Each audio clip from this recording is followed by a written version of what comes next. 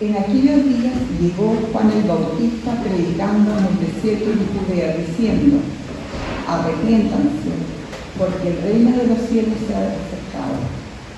Porque este Juan es aquel quien se refirió el profeta Isaías, cuando dijo: voz del que clama en el desierto, preparen el camino del Señor y hagan derechas sus sendas.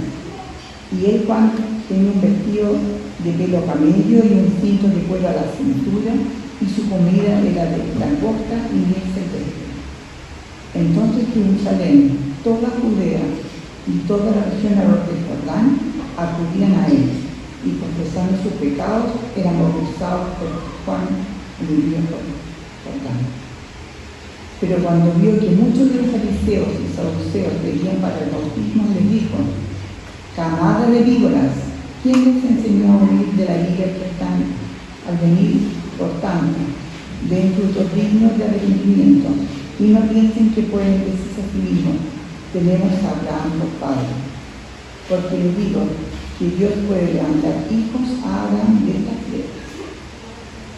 El hacha ya está puesta a la raíz de los árboles. Por tanto, todo árbol que no da buen fruto es cortado y echado fuera. Yo en verdad les bautizo a ustedes con agua para arrepentimiento, pero aquel que viene detrás de mí es más poderoso que yo, a quien no soy digno de quitar sus sandalias. Él lo bautiza con el Espíritu Santo y con fuego.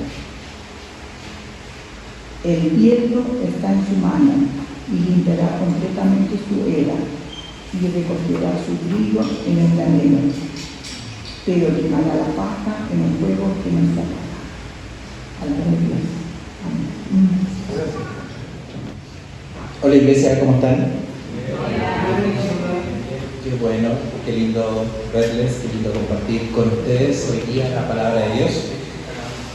Y como se pudieron dar cuenta, el mensaje de hoy día habla sobre juicio. Tal vez es algo que hoy día en nuestra sociedad no le gusta tanto escuchar, ¿cierto? Pero nos debemos a la fidelidad del Evangelio y todo lo que ella dice.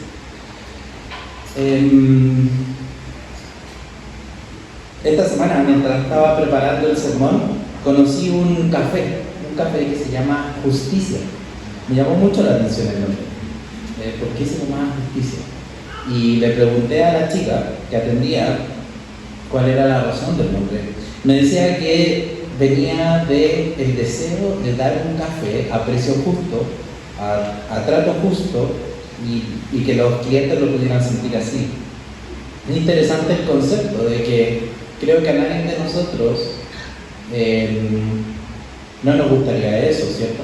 Tener un café a precio justo, con un trato justo. Porque la justicia es un valor hoy día. Creo que este pasaje nos ayuda a entender un poquito de eso. Así que oremos, pidámosle al Señor que nos hable por medio de su palabra. Padre, te damos las gracias, Señor, porque tú nos has dejado tu palabra, Señor. Ayúdame a mí, Señor, a predicar fielmente, Señor, y a todos nosotros, Señor, a ser conmovidos por tu palabra, Señor. Llévanos al arrepentimiento, Señor, llévanos a mirarte a ti, Señor, y darte la gloria en todo lo que hacemos. En el nombre de Jesús. Amén. Durante toda la Biblia, durante toda la historia bíblica existe una tensión, una aparente tensión, y es entre el amor de Dios y la justicia de Dios, su misericordia y su ira. Pero el tema es que estas dos facetas, por así decirlo, son dos caras de la misma moneda. No podemos hablar de una sin hablar de la otra. Y muchas veces se enfatiza solo una parte, que es la misericordia y el amor, o por otra parte, el juicio y la condenación. Pero al predicar no podemos predicar uno y olvidar el otro. El Evangelio está incompleto, y cada vez que lo hacemos, que perdemos de vista el juicio, por ejemplo, pues resulta en un riesgo en nuestra predicación. pero podemos simplemente enfocarnos en una parte y así el Evangelio está incompleto. Dios es un Dios misericordioso y está lleno de misericordia, pero también es justo, y eso necesitamos verlo. En la parte en lo que leímos, vemos del versículo 1 al versículo 5 que Mateo nos introduce a Juan el Bautista y su ministerio. La presencia de Juan marca un cambio importante. Te pido que puedas tener tu Biblia abierta. La presencia de Juan marca un cambio muy importante. Es una especie de transición entre las promesas esperadas y el cumplimiento de ellas. ¿Cuál es su mensaje? Arrepiéntanse porque el reino de los cielos ha llegado. El reino de los cielos se ha acercado. Las promesas se están cumpliendo. Mateo, mientras está redactando el Evangelio, inspirado por el Espíritu Santo, ve en el ministerio de Juan el Bautista el cumplimiento de las profecías, particularmente de Isaías, lo que está ahí citado: voz del que clama en el desierto, preparen el camino del Señor, hagan derechas sus sendas. Esa es una parte de Isaías y es justo una sección que invita a la misericordia, que invita que proclama una nueva temporada para el pueblo de Dios. En esta sección se hace referencia a que vendría salvación y consuelo, pero también viene acompañado de juicio. La descripción particular de su ropa, de que estaba vestido de piel de camello y su alimentación, o el hecho de que estaba en el desierto, todas son imágenes, figuras que nos llevan a entender nuevos comienzos.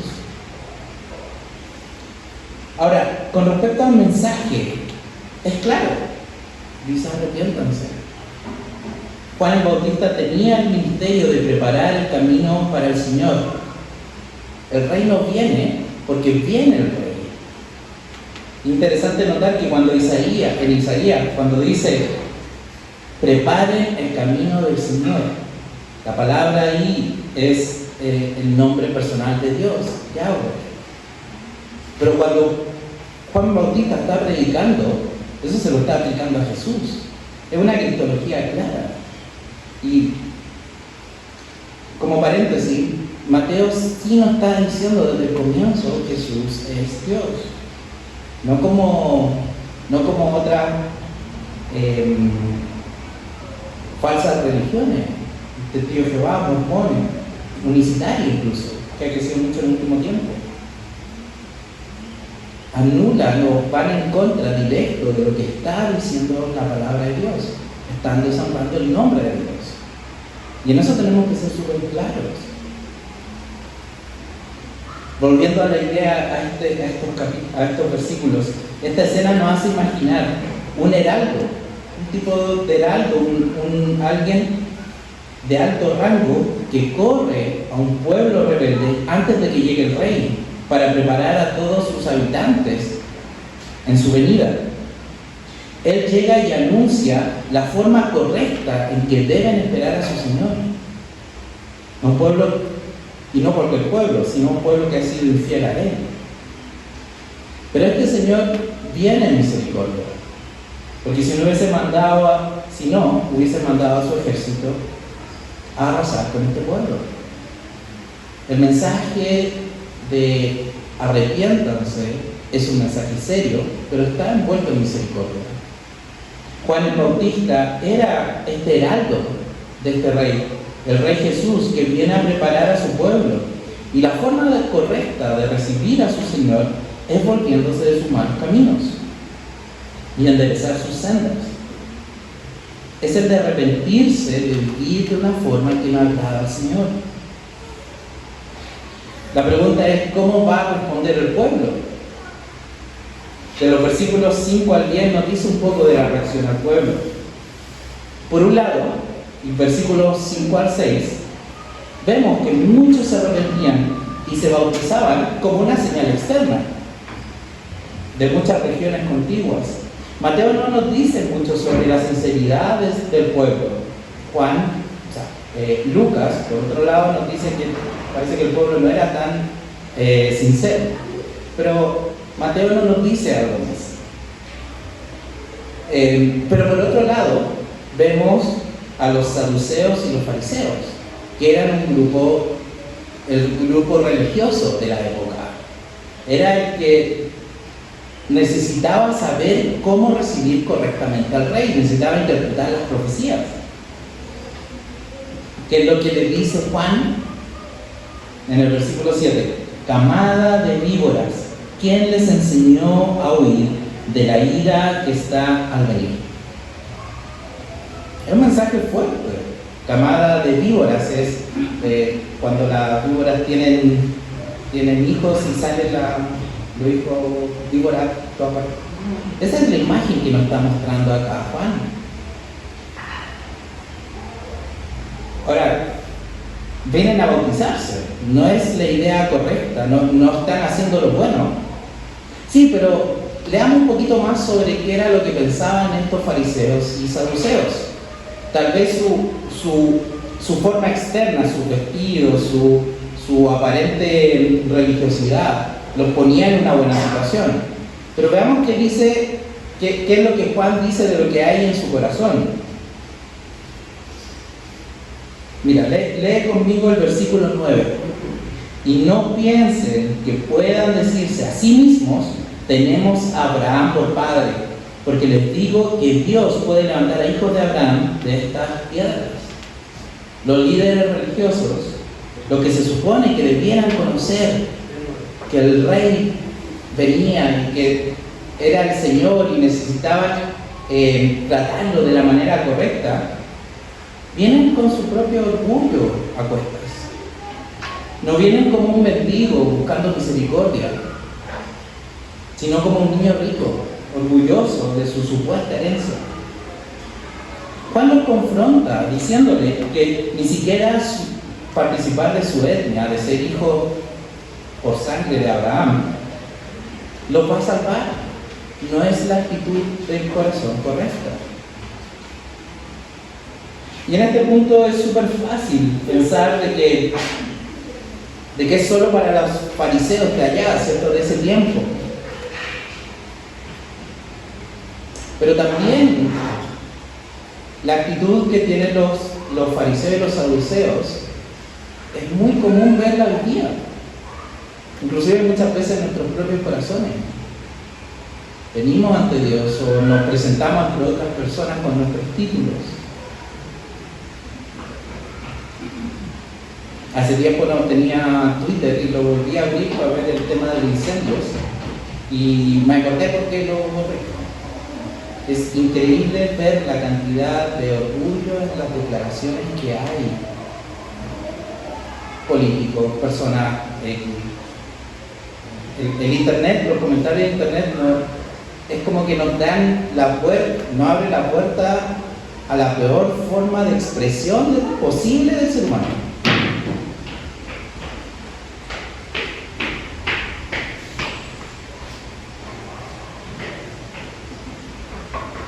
Bueno, para todo esto hay una advertencia y Juan fue muy claro. El hacha ya está puesta a la raíz de los árboles. Por tanto, todo árbol que no da buen fruto es cortado y echado al fuego. Versículo 9. Y el fuego sigue. En muchas partes de la Biblia representa la presencia de Dios, representa santificación, representa purificación, pero también representa juicio. Y en esta sección el fuego está representando juicio. Y me gustaría reflexionar en cuanto a este pasaje por lo menos 4 cosas.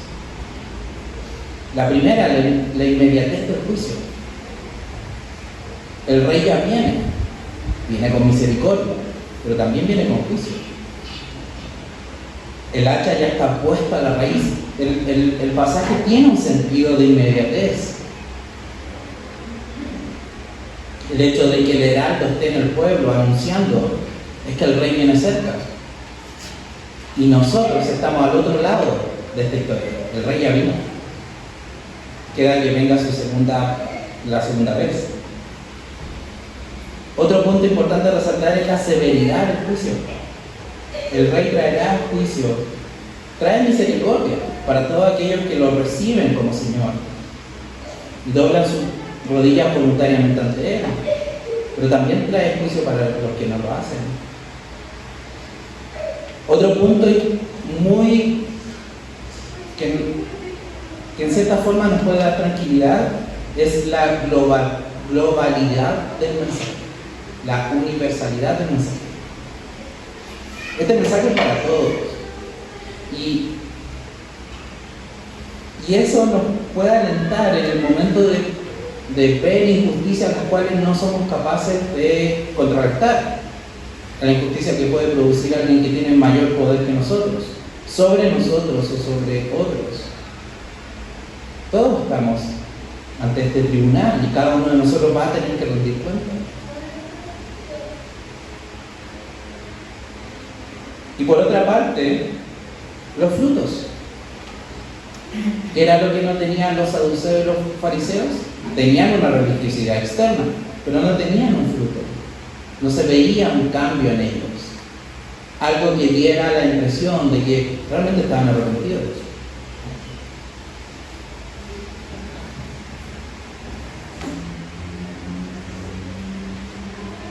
Y de los versículos 11 al 12 tenemos un poquito más de esto. Quiero analizar, que analicemos el pasaje y después vamos a considerar algunas aplicaciones prácticas. Te pido que abras tu Biblia y en los versículos 11 al 12 o después busques en alguna parte en que Mateo nos redacte o nos diga cuál fue la reacción de los fariseos y los saduceos.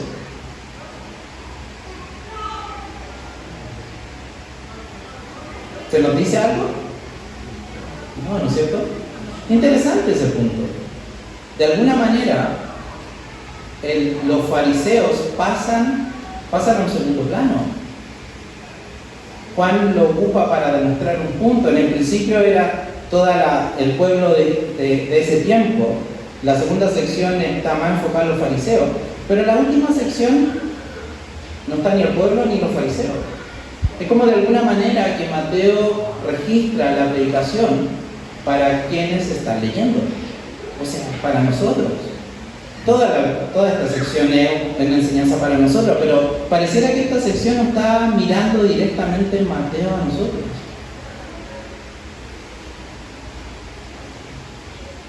Leamos del 11 al 12.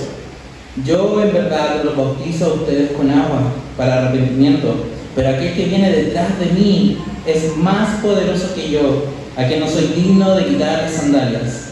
Él los bautizará con el Espíritu Santo y con fuego.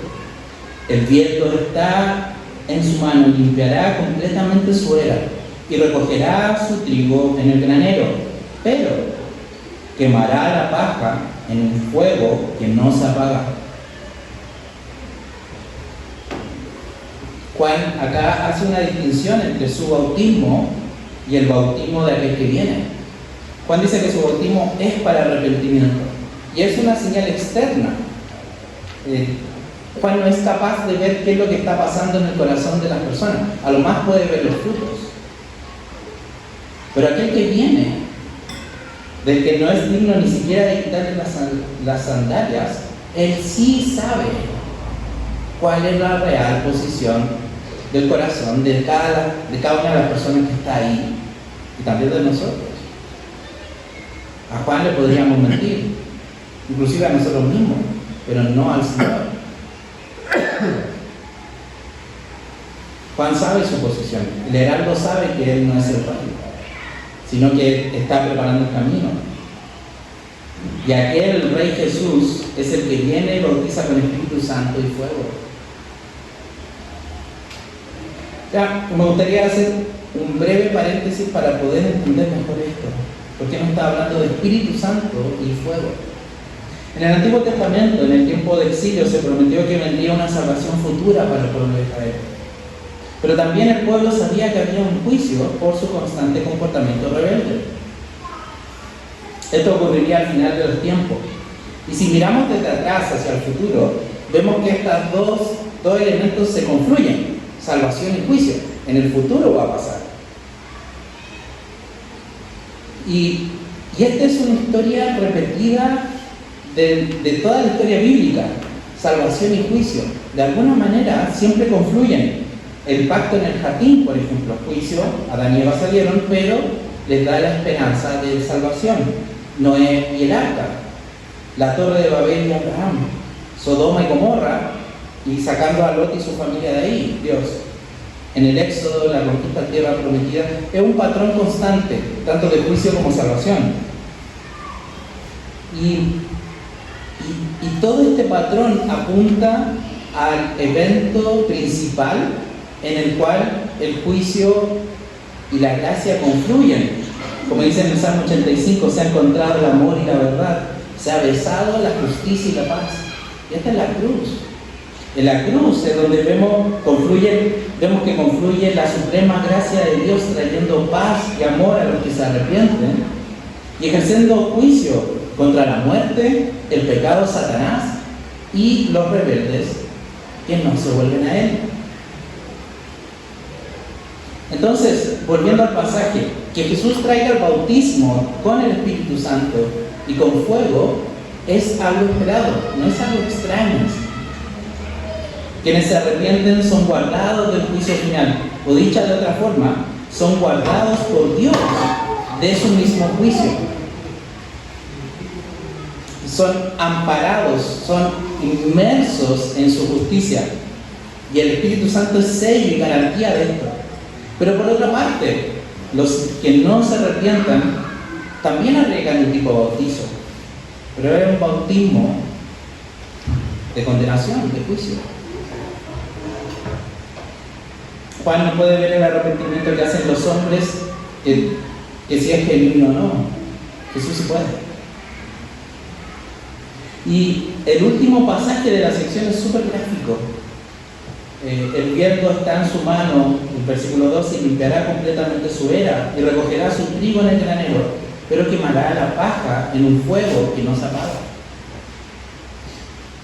Durante esta semana me puse a ver videos de siega, cuando recogen. Alguien de ciudad nunca ha visto una siega. Se ve con máquinas modernas y todo eso, pero en ese tiempo, ¿cómo se hacía? Y la ilustración es súper gráfica. El viento es como este tridente o de cuatro, que después de que recogen todo el trigo, junto con la paja, el trigo y la paja, lo dejan en una parte, esa es la era, para que se seque y para que el viento se lo lleve. Entonces, ¿qué es lo que hacen las personas? Lo que hacían en ese tiempo, ponían el viento, esta herramienta, y simplemente lo tiraban arriba. Cuando había viento, lo tiran para arriba. Y el viento toma la paja y se la lleva, y ahí cae el trigo porque es más pesado. Y la imagen es súper gráfica. Dice que la paja va a ser quemada, y va a ser quemada, porque después no sirve para nada. El trigo es el que va a quedar. El Salmo 1 dice: no así los impíos, que son como la paja que se lleva el viento. Por lo tanto, no se sostendrán los impíos en el juicio, ni los pecadores en la congregación de los justos. Es una imagen bien cercana. El Salmo 1 también nos habla de fruto, de un árbol que da fruto a su tiempo.